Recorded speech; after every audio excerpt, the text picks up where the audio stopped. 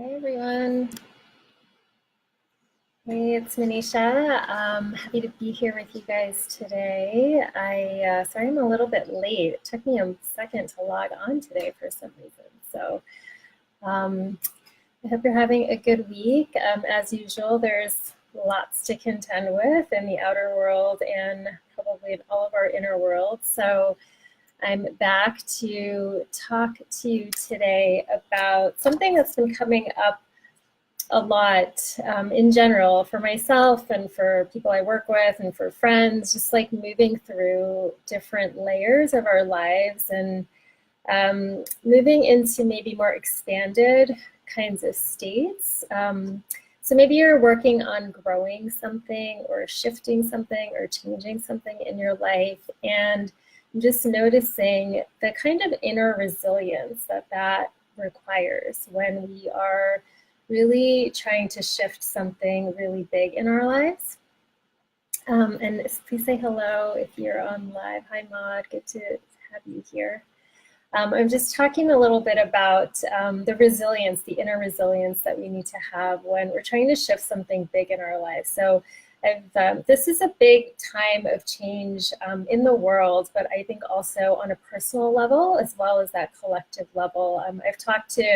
I've shared a little bit of my interest in astrology with you all on different ways, and I think that, there are a lot of transits going on right now that kind of signify just like a really bigger change in the structures that we live in. And so that can mean the world structures, but that can also really mean, our personal structures in our day-to-day lives. And so when there is like a disruption, and disruption doesn't have to be a bad thing at all, although it can feel unsettling when you're moving through it, when there are these like bigger disruptions to our personal structures or to collective structures, it becomes even more important for us to maintain this place of resilience within us. And so that's a little bit what I wanted to talk to you about today. And if you're watching this now, or if you're watching this on the replay, if this is something that comes up for you and you sort of wonder, how do you navigate those moments or those bigger chunks of time in your life when you're moving through maybe some rapid change or just like massive change? How do you handle them? The way that I tend to do this and the way that I work with clients around this is like really working to create this inner sense of stability in our bodies, because our body is our vehicle for in this lifetime. This is what we're walking around in. This is, our minds are working in this body. And so this is where we can go to create and also really strengthen the reserves that we have inside. And so, as you know, I talk a lot about going inwards and really understanding what's happening in our inner lives. And I think, in general, we don't have a lot of examples of this in our lives, and most of the time people are running from thing to thing. There's so little time to just pause and kind of take this time out for ourselves.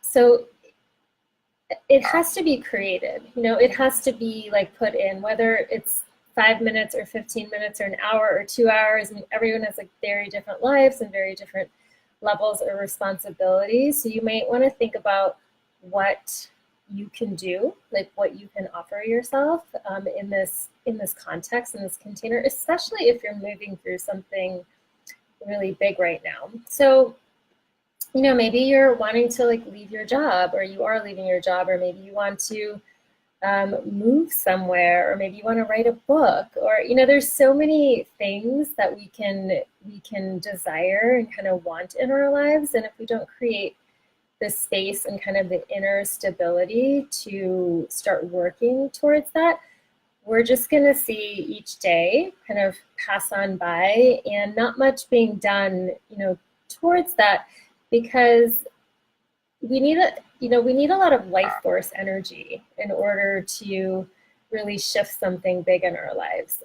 Maybe you're moving through an illness or an injury. I just shared recently on a post on social media, just around how injuries and illness can really like take us to another level of growth. And we don't often see it that way. We might see it as something that we have to like get through or get to the other side of, or fix or figure out. And yes, there's lots of things to do to understand those types of things better, but, or I should say, and it can also be a huge opportunity to really start to understand like the bigger picture of your life. So when you're moving through something, especially if you're moving towards a big goal, or maybe something has just happened, in your life that's really unexpected, the inner reserves are really what are going to get us through, because often I find that our attention, sort of as a collective, is kind of scattered, and we're just like easily distracted in general. I mean, we have social media at our fingertips. So again, very grateful that we have this tool so that I can connect with people and people can connect with me. It's so wonderful. And at the same time, there's so many things that can like take our attention out of ourselves. So how do we, one, create the time and build it in, whether it's 5 minutes or 2 hours? Again, like, it's your life and you have to decide what is going to work for you to start to work with what's happening on the inside. And then, and then two, or another thing to look at is like, what is taking up your energy and attention right now? So when we start to meditate, for example, or do some kind of inner practice, or do some journaling, we start to notice like what is actually taking up my attention, and then we can decide whether those are actually things that you want to be taking up your attention, because those are ways that we can really disperse our energy in like 100 different ways, and then not really collectively use our life force energy to move through something, or to there's a couple different ways I think about it. One is to move towards something or break through something, to kind of get to the next level of something. But sometimes if there is a lot of like destabilization going on in your life for whatever reason, it actually can just like help us stay really firm and like really strong and really confident in where we are, so that we can experience maybe like a storm situation going on around us, but we can stay steady in the middle. And I don't mean to, dismiss difficult things that happen to people. I've certainly experienced difficult things in my life. So it's not like, just ignore that and like turn inside and don't worry about that. It's more about building up an inner sense of strength so that you can actually be present to what is happening in a different way. Because usually when we're moving towards something bigger, or something is really changing in our lives, the tendency for many people can be to sort of check out, and that's normal. It can be a lot to feel when we're moving through something big. It can feel a little overwhelming. Maybe our habit or our pattern or our coping mechanism is to kind of check out of our bodies, distract, maybe not be fully present. And so when we slowly start to bring our attention and our presence back, our perspective on what's actually happening in front of us can really start to change, because we're viewing it and experiencing it from this place of much more presence.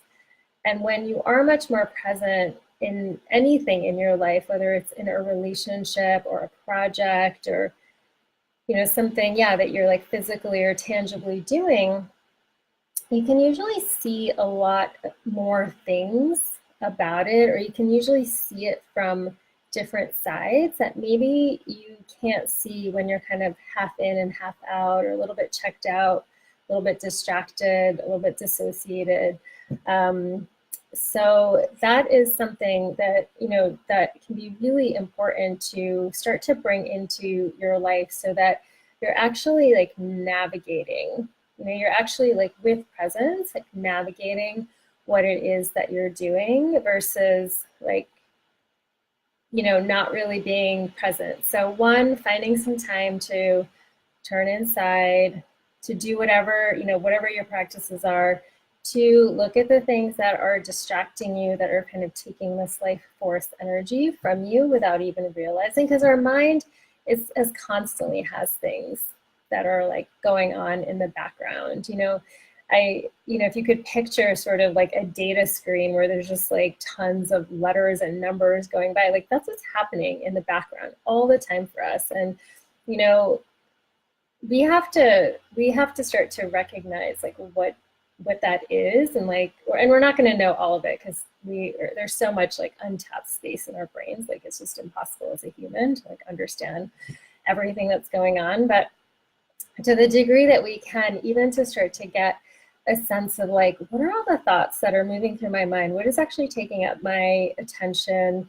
What is actually distracting me from what's in front of me? And what if I even brought 25% of that attention that is somewhere scattered outside into my present moment, into my body, so that I can move through this thing or move towards something with like a greater sense of strength.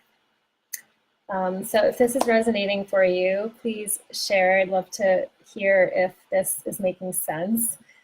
I think the other thing that can happen when we're moving through something really big in our lives or something is shifting is that we can look to the outside a lot for like some of that stability. And yes, if you have people around you that are supportive and that understand you and can be good, supportive people, that's awesome, wonderful, wonderful. Sometimes I find that, we might be looking towards someone or something for a sense of stability or security, who's just like not really capable of offering that to us. And so that can also like derail us in some way. So I'm not saying like you have to be uber independent and you can't like rely on people, but I think it's really important to just notice who it is you're relying on and how much, and what your expectations are of that person, and also like what they're capable of in this given moment in their lives, and just start to notice that balance. I've talked about this on previous workshops when I've talked about like boundary issues and how, a lot of times when we're prone to like being sensitive or just prone to allowing like someone else's more strongly worded opinion or someone who has like a stronger energy than ours to like overpower us. I think when we're a little bit, we tend to lean in that direction. This can actually be even more important, because looking on the outside and then following like sort of the waves of somebody else or the stronger opinions of somebody else can actually take us further away from our own center. I do think that there are some people in your lives that will kind of help you bolster your center and just help you to feel secure. And that's a really beautiful kind of relationship. And so just notice, in your life, like what's happening for you, like what kinds of people are you around and who can be that for you, and maybe who can't be that for you. That you may have assumed could be that for you. And that doesn't mean they can never be that for you, but just in the moment, if you happen to notice that and you realize like, oh, I'm kind of giving away a little bit too much power, a little bit too much control to something or somebody outside of me, how can I actually bring it in to myself? How can I redirect it inwards is a really important question. So 3 things, if I couldn't remember them all, but one, taking the time for yourself, however much time that is, it really builds up a sense of resilience and a sense of character and strength on a whole different level when you commit to it regularly. You will notice that you will feel more solid in yourself, that your thoughts and opinions on things become more solidified because you know yourself better. And it just really changes the way you can walk through your life. Number 2, noticing the things that are distracting you, the random things that are moving through your mind, just all of the things maybe pulling on your energy, and notice what can you cut out, like what can you consciously start to cut out, and just kind of keep notice what tabs are open in your mind while you're trying to navigate something in your life, and like what is like kind of pulling your energy away. And then 3, just looking at some of your relationships and noticing which ones are helpful and supportive, you know, so that you can continue to bolster up yourself, you know, which ones might detract or kind of pull away or feel like they're overpowering you, so that you end up feeling more off balance after you're engaging with certain people than when you are on your own. And you know, that can be difficult too, because when we start to really look at that and notice that, then sometimes we have to make some decisions that are perhaps not so simple to make, you know. So, you know, this sort of path of evolution and personal growth is not necessarily an easy one. Sometimes we think like, great, I'm going to expand, or I'm healing something, or I'm moving through something, and everything's going to be, you know, great on the other side. And yes, there are really great things on the other side. And when you're on a path of evolution, there's always going to be something that will come up that will sort of like have you stand even more firmly in who you are and what you believe. And sometimes when that happens, you have to make choices in your life that will be difficult. And so that's why a lot of these body-based practices that I talk about are so, so important and so key, because I find that when we are moving through these things in our lives, or we are stepping into something new, or trying to deal with something that we're going through, we might have a lot of anxiety or a lot of fear, and all of that shows up in our bodies in different ways. You know, I talk to clients all the time. It's like sometimes it's in their chest, sometimes it's in like a pit in their stomach, sometimes it can be like a heaviness in their heads. And so, and for me as well, you know, I have my different ways that I'm like, oh, I'm feeling kind of anxious right now, what's going on? And so I've gotten used to, like, if something comes up in my body, I immediately look at that or feel into it, because that's just my habit that I've developed, to be like, oh, what's going on? Like, I wasn't feeling like this an hour ago, or I wasn't feeling like this yesterday. What's happening for me? Like, and not in a way where I'm like trying to analyze it, but just in a way where I'm trying to be really curious, like, I'm kind of wondering, like, what's going on? And so I just kind of wait for my body to continue to reveal that to me. And if that doesn't make any sense to you, it will if you hang around here and you hear me talking more and more about it. But that's like a lot of the reason I talk about these body-based symptoms so much, because we can learn so much from what's arising in our bodies. And when we work with those and start to like heal and clear that, then we can stand even more firmly, like in our thoughts, in our opinions, like in our belief systems. And we start to realize like what belief systems maybe aren't working for us, or what we've maybe thought for a long time that was like a result of a past experience or a past trauma. And so as you start to work with a lot of that and clear a lot of that, then you're really operating from the present moment, and you're not like dragging everything into your present moment that's already happened, you know, 20, 30, 40 years ago in your life. So I hope that makes sense in the way that I'm talking about it. And yeah, just another kind of emphasis on, you know, doing some of these practices where you're dancing, you're moving, maybe you're doing yoga, maybe you're doing some meditation, where you're really like feeling into what's going on, and not those practices from like a physical perspective necessarily, although I think physical movement is really great to like help our emotions move through us, but more from this perspective of, can I sit with and be with this feeling that's uncomfortable? Because when we can sit with a certain level of discomfort and really be present to it and not check out, that's when we grow our nervous system's capacity to tolerate just more and more levels of discomfort. And not that the goal is to be able to tolerate a ton of discomfort. However, when you're moving through massive change, or you're up leveling in your life, or something kind of comes at you suddenly and